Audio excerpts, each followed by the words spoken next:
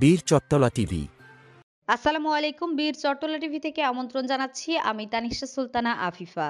গত 15/3/2025 ইংরেজি তারিখে চট্টগ্রাম মেডিকেল কলেজ হাসপাতালে একটি নবজাতকের মৃত্যু হয়। উক্ত নবজাতকের মৃত্যুকে কেন্দ্র করে অনেক ধরনের অভিযোগ ও প্রশ্ন উত্থাপিত হয়। উত্থাপিত অভিযোগ ও প্রশ্নের সঠিক কারণ উদ্ঘাটনে বীর চট্টলা টিভি একটি অনুসন্ধান চালায়।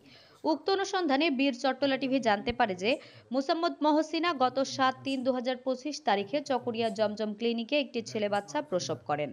বাচ্চাটি জন্মের সময় মায়ের পেটে পায়খানা করে দিয়েছিল। শ্বাসনালীতে পায়খানা চলে যাবার কারণে ডেলিভারি রুমে বাচ্চাটি কান্না করেনি এবং শ্বাস নেয়নি। জমজম হাসপাতালে বাচ্চাটি খুব সংকটাপন্ন অবস্থায় 2 দিন ভর্তি ছিল।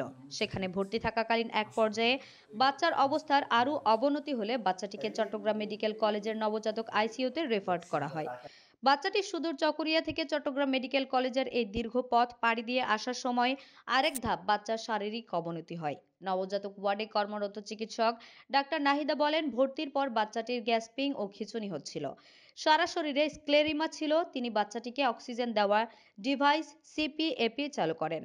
সিপিএপি এ বাচ্চাটিকে সর্বোচ্চ মাত্রায় অক্সিজেন দেওয়া সত্ত্বেও সিচুয়েশন মেনটেন হচ্ছিল না বিধায় বাচ্চাটিকে লাইফ সাপোর্টে নেওয়ার জন্য বাবা মাকে কাউন্সিলিং করা হয়। বাচ্চাটিকে লাইফ সাপোর্টে নেওয়ার জন্য তারা সম্মতি হননি। বাচ্চাটির রোগ ছিল term 38 weeks AGA 2800 gram PNA হি স্ট্রেস meconium aspiration syndrome septic shock sclerema. এ ধরনের বাচ্চার মৃত্যুর ঝুঁকি 50% এবং বেঁচে যাওয়া বাচ্চাদের প্যারালাইসিসের সম্ভাবনা 100%।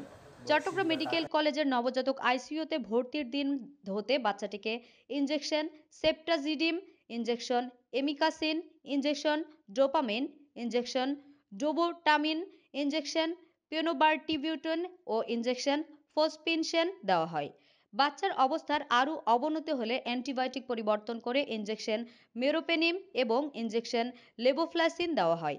গত 15/3/2025 তারিখ সকাল 10টায় বাচ্চাটির শারীরিক অবনতি হলে ইনজেকশন অ্যাড্রিনালিন দেওয়া হয় এবং পুনরায় লাইফ সাপোর্টে নেওয়ার জন্য কাউন্সিলিং করা হয়। হাসপাতালের বিভিন্ন নথি ও ব্যবস্থাপনা দেখে প্রতীয়মান হয়েছে যে বাচ্চাটির বার্থ অ্যাসফিকিয়া ও মেকোনিয়াম এসপিরেশন সিন্ড্রোমের জটিলতার মৃত্যু হয়েছে।